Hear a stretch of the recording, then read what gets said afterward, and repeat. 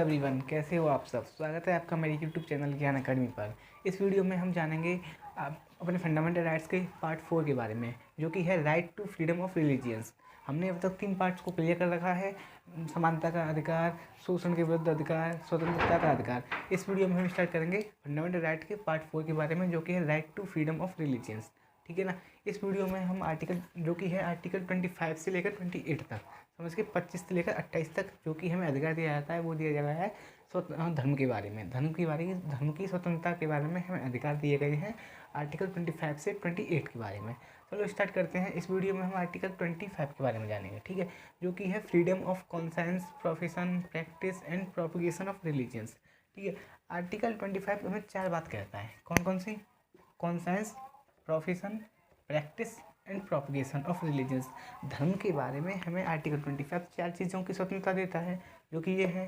ठीक है। तो पहले इन शब्दों को तो समझना है। एक्चुअली ये शब्द ये कह रहे हैं conscience, profession, practice and propagation है क्या, हमारे धर्म के बारे में किस बारे की स्वतंत्रता देते हैं। इनको देख लेते हैं, तब आगे समझते हैं क्या है। ठीक है। तो कॉन्साइंस का मतलब होता है अंतःकरण की स्वतंत्रता। किसकी? अंतःकरण की। अंतःकरण मतलब हम अपने मन में, अपने आत्मा में किसी धर्म के प्रति किस प्रकार की आस्था रखते हैं, किस प्रकार की भावना रखते हैं, फीलिंग्स कैसी रखते हैं। मतलब कि हमें कोई बंदा है जो कि हिंदू धर्म उसे बहुत अच्छा लगता है, किसी को मुस्लिम धर्म अच्छा लगता है, किसी को भगवान अच्छे लगते हैं, किसी को अल्लाह अच्छा लगता है, किसी को कोई भी अच्छा लगता है, या भगवान के जो अन्य रूप हैं वो अच्छे लगते हैं। तो जिस इंसान की भगवान के प्रति जो श्रद्धा है, आस्था है, वो अपने मन में रखना चाहता है, किसी प्रकार की कोई रख सकता है। किसी को बाइबल, किसी को कोई धार्मिक ग्रंथ अच्छे लगते हैं, जैसे किसी को बाइबल बहुत अच्छी लगती है, किसी को भगवत गीता अच्छी लगती है, किसी को कुरान अच्छी लगती है। तो ये क्या है कि धर्म से रिलेटेड जो भी एलिमेंट्स हैं, जो भी भगवान हैं, जो भी देवी देवता हैं, या फिर अल्लाह है, या फिर कोई ग्रंथ है, कोई भजन है, कोई गीत है, कोई किसी को अच्छा लगता है, तो वो अपने मन में किसी भी तरीके से उसके प्रति अपनी आस्था रख सकता है। कोई भगवान, किसी को भगवान अच्छे लगते नहीं है, किसी को अच्छे लगते हैं, तो ये उसके अंदर की मन की भावना है। उस अपने मन में वो किसी प्रकार की भावना रख सकता है धर्म से रिलेटेड, उसे किसी प्रकार की कोई रोक टोक नहीं है। ये कहता है कॉन्साइंस। ठीक है। उसके बाद आता है प्रोफेशन। सपोज कीजिए कि किसी व्यक्ति ने किसी धर्म को, किसी पर्टिकुलर धर्म में उसकी आस्था है, उस भगवान को बहुत अच्छी तरह मानता है वो। तो अब उसने मान लिया कि मैं इस भगवान का भक्त हूँ, मैं इस भगवान से बहुत प्यार करता हूँ। ठीक। तो अब उसके पास इस बात का भी अधिकार है कि बहुत सार्वजनिक रूप से सभी लोगों को उजागर करके बताए कि मैं इस धर्म पर बिलीव करता हूँ, मुझे ये धर्म बहुत अच्छा लगता है। जैसे कि हिंदू धर्म में सब जो साधु संत होते हैं, वो अपने अलग ही स्टाइल के कपड़े पहनते हैं, साधु संत अलग कपड़े पहनते हैं। मुस्लिम्स में मौलवी अपने अलग ही कपड़े पहनते हैं। क्रिश्चियंस में जो फादर वगैरह होते हैं, वो अपने कपड़े अलग पहनते हैं, उनके वाइट कलर के कपड़े होते हैं, कपड़ों का स्टाइल भी अलग होता है। ठीक है ना। तो ये क्या, वो दिखा रहे हैं, अपने आप को शो कर रहे हैं कि हम इस धर्म से रिलेटेड हैं, इस धर्म से हम प्यार करते हैं, इस धर्म पे हमारे विश्वास है। ठीक है ना। उसी प्रकार अगर कोई भक्त है, श्रद्धालु वगैरह होते हैं, मंदिर वगैरह में दर्शन करने जाते हैं, कहीं परिक्रमा देने जाते हैं, तो उनके जो कपड़े पहनने का स्टाइल होता है, या फिर कह सकते हैं कि वो टी शर्ट वगैरह, भगवान की टी शर्ट पहनते हैं। आपने देखा हो तो बनारसी, हरिद्वार वगैरह आप जाओगे तो देखोगे कि लोग राधे राधे की, भगवान कृष्णा की और जय श्री गंगा वगैरह, हरिद्वार वगैरह ऐसे लिखी रही होती हैं, उनको पहनते हैं। परिक्रमा देने जाते हैं तब भगवान की नाम लगा होता है, राम जी, जय श्री कृष्णा, जय श्री राधे राधे राधे, ऐसे लगे रहते हैं, कपड़े वगैरह स्टिकर लगे रहते हैं। तो वो क्या, वो प्रोफेशन कर रहे हैं, मतलब शो कर रहे हैं अपने आप को कि हम इस धर्म से रिलेटेड हैं। और मैं एग्जांपल दूँ तो देखो, पंजाबी लोग होते हैं, वो पगड़ी पहनते हैं, या फिर कृपाण, मतलब कृपाण को तलवार होती है, उसको वहाँ पर कृपाण के नाम से जाना जाता है वो। तो कृपाण लेके डोलते हैं, सिख लोग होते हैं। तो वे क्या पे दिखा तो रहे हैं, अपने आप को शो कर रहे हैं कि हम इस धर्म से रिलेटेड हैं, सिख धर्म से रिलेटेड हैं, हिंदू धर्म से रिलेटेड हैं, किसी धर्म से हैं, वो क्या प्रोफेस कर रहे हैं, मतलब शो कर रहे हैं, मान रहे हैं कि हम इससे रिलेटेड हैं। ठीक। अब आता है प्रैक्टिस। प्रैक्टिस क्या होती है कि हर धर्म की अपनी एक धर्म ग्रंथ होते हैं, और सभी धर्म के अपने अपने रीति रिवाज, परंपरा, समारोह होते हैं, सबके अपनी परंपरा होती है। जैसे कि अब देखिए, हिंदू धर्म में शादी करने की रीति रिवाज अलग है, मुस्लिम्स में अलग हैं, और क्रिश्चियंस में अलग हैं। तो ये क्या है, सबका अपना अपना शादी करने का तरीका है, तौर तरीका है ना। और अपनी पूजा करने का, भगवान को मानने, भगवान से पूजा करने की जो सबकी श्रद्धा होती है, वो अपने अपने हिसाब से पूजा करते हैं। कोई मतलब जागरण करता है, कोई भजन करता है, कोई कुछ भी करता है। तो ये कैसा प्रैक्टिस ही तो कर रहे हैं अपने धर्म की। तो इस प्रकार की प्रैक्टिस करने की सभी को पूर्ण आज़ादी है। सभी जो अनुयायी हैं, धार्मिक लोग हैं, श्रद्धालु लोग हैं, उनको अपने धर्म की प्रैक्टिस करने का पूर्ण आज़ादी है। अब आपने विश्वास कर लिया कि हम किस धर्म के मानने वाले हैं। आपने उस धर्म को लोगों को दिखा दिया कि हम इस धर्म से रिलेटेड हैं, आप उस धर्म की सभी चीज़ों को प्रैक्टिस कर रहे हैं, उसके बाद भी आर्टिकल 25 यह अधिकार देता है प्रोवोकेशन। मतलब आप अपने धर्म से बहुत परिचित हैं, आपको अपना धर्म बहुत अच्छा लगता है, तो आपके पास यह भी अधिकार है कि आप लोगों को दिखा सकते हैं, अपने धर्म की खूबियों को प्रचार कर सकते हैं।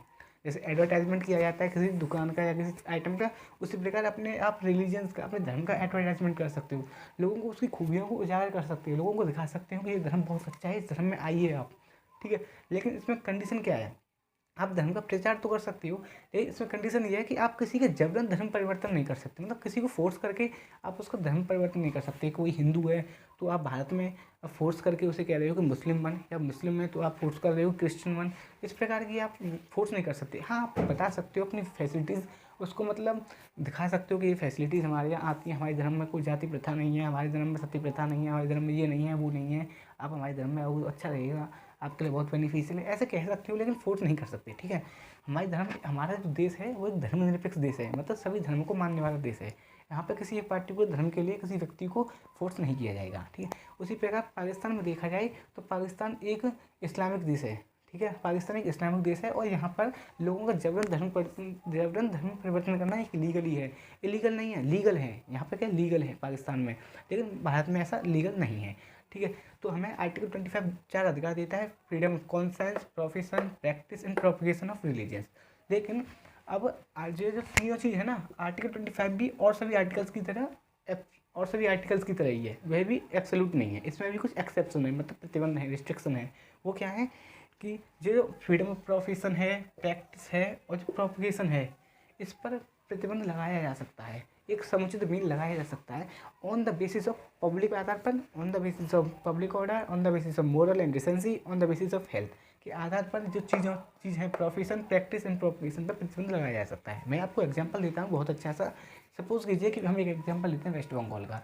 वेस्ट बंगाल में हिंदू भी रहते हैं और वेस्ट बंगाल में मुस्लिम्स भी रहते हैं। तो एक ऐसा दिन आता है यहाँ पर कि मुसलमानों का ये कि मुहर्रम होता है ना, तो मुहर्रम का फंक्शन होता है, तो इसलिए वो जुलूस निकालते हैं। उनके पास अधिकार है कि वो प्रैक्टिस कर सकते हैं, प्रोफेशन कर सकते हैं, प्रैक्टिस कर सकते हैं। तो वो रोड के थ्रू पब्लिक प्लेस पर क्या है कि वो जुलूस निकाल सकते हैं, अधिकार है। उसी जगह दूसरी साइड से जो हिंदू लोग हैं वो अपना जुलूस निकालते हैं दुर्गा पूजा का। इंसिडेंटली होता क्या है कि यह जो समय है वो एक ही समय पर होता है, दोनों एक ही समय पर आते हैं, और एक ही समय पर अगर जब मिलते हैं तो क्या है, वे दोनों एक अलग अलग धार्मिक संप्रदाय हैं, दोनों एक मुस्लिम है एक हिंदू है, दोनों आते हैं जुलूस निकाल के लाते हैं। तो एक साथ जब दोनों मिलेंगे तो हो सकता है कि सांप्रदायिक दंगे हो जाएं, सामाजिक व्यवस्था खराब हो जाए, शांति भंग हो जाए, मारकाट हो जाए स्टार्ट। तो क्या है, इस वजह से क्या होता है, इस जगह पर बैन लगा दिया जाता है, मतलब इस आर्टिकल 25 पर बैन लगा दिया जाता है। कह दिया जाता है कि कोई भी आज के वक्त जिस वक्त ये होगा कि उस वक्त कोई जुलूस नहीं निकलेगा, नहीं हिंदू निकालेंगे नहीं मुस्लिम निकालेंगे। तो इस समय क्या होता है ना कि अधिकार छीन, तो हमारी जो राज्य सरकार है उसके पास भी आर्टिकल 25 में 2 अधिकार हैं। आर्टिकल 25 में राज्य सरकार के पास कौन से 2 अधिकार हैं? वो पहला 2 अधिकार ये है कि राज्य सरकार किसी भी रिलीजियंस की प्रैक्टिस करने में जो रिलीजियस इंस्टीट्यूशंस होते हैं, जैसे मंदिर, चर्च और गिरजाघर वगैरह, ये सब मंदिर, चर्च और मस्जिद वगैरह ये सब चीज़ होती हैं, ये क्या है, रिलीजियस इंस्टीट्यूशंस हैं। तो इनमें इनकी क्या है कि देख रेख करने के लिए इनकी जो फाइनेंशियल, इकोनॉमिकल, पॉलिटिकल और सेकुलर एक्टिविटीज़ को राज्य सरकार चाहे तो उनमें इंटरफेयर कर सकता है। मैं क्या कह रहा हूँ कि रिलीजियस प्रैक्टिस की जाती हैं तो रिलीजियस इंस्टीट्यूशंस होती हैं, मंदिर, चर्च, मस्जिद वगैरह, उनमें जो उनके कंट्रोल के लिए, मैनेजमेंट के लिए हमारी जो राज्य सरकार है इंटरफेयर कर सकती है। किस किस चीज़ पर? Economic, financial, political and secular activities में। 4 एक्टिविटीज़। देखो एग्जाम्पल देता हूँ इसको समझने के लिए कि एक मंदिर है, अब मंदिर में जो पुजारी रहता है, तो अगर कोई ऐसा केस आता है कि पुजारी आता है, तो मंदिर में कोई पुजारी फिक्स नहीं है कि पुजारी होगा पंडित ही हो, वो किसी कास्ट का हो सकता है। इस ऐसे मैटर में क्या है, राज्य दखल दे सकती है। उसी प्रकार अगर किसी मंदिर में जो पैसा आता है, ट्रस्ट आता है, पैसे आते हैं, दान पेटी में जो पैसे डाले जाते हैं, तो उन पैसों पर अधिकार राज्य सरकार का होता है। राज्य चाहे तो उन पैसों को अपने पास रख सकती है, उन पैसों को अपने यूज़ के लिए ले सकती है। ठीक है, तो राज्य फाइनेंशियल उन पर ले सकती है। और अगर राज्य चाहे तो उन पैसों को उन्हीं लोगों को दे सकती है, कह सकते थे आप इन पैसों से अपने मंदिर के काम खर्च को चलाते रहो, तो कोई दिक्कत नहीं है। राज्य चाहे कि मंदिर बहुत भव्य है, बहुत ज़्यादा बड़ा मंदिर है, तो उसको सिक्योरिटी चाहिए, तो राज्य उसके लिए एक पॉलिटिकल हेड लगा सकता है। पॉलिटिकल हेड कैसे, कि वहाँ के जो उस जिले का जो है IAS ऑफिसर है, उसको नियुक्त कर सकता है कि तू वही इसका देख रेख रखना, इसकी सिक्योरिटी के लिए व्यवस्था को बनाए रखना, कि कहीं से कोई आगे बम विस्फोट ना कर दे या कोई सिक्योरिटी ख़राब ना हो जाए, तो सिक्योरिटी व्यवस्था तेरी है। या फिर कि जो पैसे आते हैं उनको है कि सरकार अपने पास ही रख ले, या कह दे कि इन पैसों को तू थोड़ा मतलब उसको दे दे, प्रेस्ट को दे दे, मतलब पुजारी को दे दे कि इस मंदिर की देख रेख के लिए भंडारा वगैरह करना है, तो उस पैसे से थोड़ा कमा ले ले तू, मतलब दे देना, और हमें उससे पैसे बच रहे हैं उसको हमें दे दूँ, ठीक है। और ये भी कह सकते हैं कि जो प्रेस्ट है ऐसा नहीं है कि वो पंडित ही हो, पंडित हो प्रेस्ट जरूरी थोड़ी है, किसी भी कास्ट का हो सकता है, हिंदू है तो, ठीक है ना। तो ये सब अधिकार हैं, इन मैटर्स में हमारी राज्य सरकार इंटरफेयर कर सकती है। दूसरा इंटरफेयर राज्य सरकार क्या कर सकती है कि सामाजिक व्यवस्था, सोशल वेलफेयर, समाज के कल्याण के लिए या समाज में सुधार करने के लिए जब रिलीजियंस की प्रैक्टिस की जा रही है, तो अगर जो रिलीजियंस के जो अनुयायी हैं, मतलब धार्मिक अनुयायी हैं, जो कि उस धर्म को मानने वाले लोग हैं, अगर वो ऐसा कोई कानून बनाते हैं धर्म से संबंधित जो कि समाज के कल्याण के लिए नहीं हो, मतलब समाज में वो अव्यवस्था फैलाए, भेदभाव की भावना को फैलाए, या फिर कोई गलत हो, तो राज्य उस मैटर में इंटरफेयर कर सकती है। एग्जाम्पल देते हैं, इसको भी ऐसी एग्जाम्पल के थ्रू समझेंगे। क्या है कि 1976 में जो केरल में एक मंदिर था लॉर्ड अयप्पा वहाँ के एक देवता थे, एक डिटी थे। तो वो क्या है कि वहाँ के जो लोग थे, हिंदू धर्म के लोग हैं, हिंदू धर्म के लोगों ने वहाँ पर जो मंदिर था उनमें महिलाओं को जाने का बंद कर दिया, मतलब महिलाओं की जो एंट्री थी उस मंदिर में प्रवेश को प्रतिबंध कर दिया कि महिलाएं नहीं जा सकती। किस एज से 10 से 50 साल की जो महिलाएं थी वह मंदिर में प्रवेश नहीं कर सकती थी, क्योंकि इनको इनको अशुद्ध समझा जाता था, क्योंकि इनके पीरियड वगैरह होती थी, इस वजह से इनको अशुद्ध समझा जाता था। मेंस्ट्रुएशन क्रिया चलती थी, इस वजह से इनको अशुद्ध समझा जाता था। तो ये केस है वो कोर्ट में गया, तो वहाँ पर कोर्ट ने इस केस को देखा, जजों ने इस केस को देखा और समझा कि एक्चुअली में हिंदू धर्म में तो कोई प्रावधान ऐसा है ही नहीं कि महिलाएं मंदिर में नहीं जा सकती। भाई महिलाएं मंदिर में नहीं जा सकती, ऐसा तो कोई प्रावधान नहीं है, मंदिर में महिलाएं जाएंगी। तो और यहाँ पे जो वहाँ के जो हिंदू धर्म के जो लोग थे वो महिला को जाने में एंट्री कर मतलब बंद कर रहे थे, प्रवेश को बिंग कर रहे थे। तो कोर्ट ने कहा आप ऐसा नहीं कर सकते, आप महिलाएं भी लॉर्ड अयप्पा के जो मंदिर है वहाँ पर जाएंगी, ठीक है। तो इसने जो जज हैं सुप्रीम कोर्ट के, उन्होंने क्या चीज़ देखी, उन्होंने इस सिद्धांत को देखा, डॉक्ट्रिन ऑफ एसेंशियलिटी, मतलब उस धर्म के लिए अगर जो कानून बनाया जा रहा है क्या ये नेसेसरी है, अति आवश्यक है कि नहीं है। अति आवश्यक है तो वो कोर्ट है, मतलब हमारा जो सुप्रीम कोर्ट है वो इंटरफेयर नहीं करेगा। अगर इम्पोर्टेंट नहीं है, मतलब अति आवश्यक नहीं है, नेसेसरी नहीं है, तो इंटरफेयर कर सकता है। इसमें आप देख सकते हो कि महिलाओं को बैन करना हिंदू धर्म में कहाँ बताया गया है कि महिलाओं को बैन कर दो, एंट्री नहीं कर सकती मंदिर, इसमें कहीं नहीं बताया गया है। तो इस वजह से सुप्रीम कोर्ट ने इंटरफेयर किया। दूसरा एग्जाम्पल देखिए कि जो सिख होते हैं, तो सिख धर्म में पगड़ी पहनना शान मानी जाती है। सिख धर्म में बहुत इंपॉर्टेंट है कि जो बंदा सिख है वो पगड़ी पहनेगा और कृपाण रखेगा। तो सुप्रीम कोर्ट इस मैटर में इंटरफेयर नहीं कर सकती, क्योंकि यह इस सिख धर्म के लिए बेसिक स्ट्रक्चर है, बहुत ही एसेंशियल है कि पगड़ी पहना जाए, सिख लोग पगड़ी पहने। तो इंटरफेयर नहीं कर सकती कि ये कह दे कि मिलिट्री में आपने देखा होगा कि सिख जो पंजाबी लोग जो सिख लोग होते हैं जो कि आर्मी में होते हैं तो वो पगड़ी पहनते हैं, और किसी धर्म के लोग पगड़ी नहीं पहनते। क्यों नहीं पहनते? क्योंकि जो सिख होते हैं वो उनके बेसिक स्ट्रक्चर है, उनके लिए बहुत अति आवश्यक है पगड़ी पहनना, सही है ना। तो इस वजह से हमारी जो मिलिट्री में सिख लोग ही पगड़ी पहनते हैं और कोई लोग पगड़ी नहीं पहन पाते, ठीक। दूसरा अगला एग्जांपल दूँ तो वो ये है कि मुसलमानों में क्या होता है, मुस्लिम्स लोग होते हैं वो एक दिन में 5 बार नमाज़ पढ़ते हैं, एक दिन में 5 बार नमाज़ पढ़ने की रीति रिवाज है, मतलब कानून है, और ये बहुत ज़रूरी है।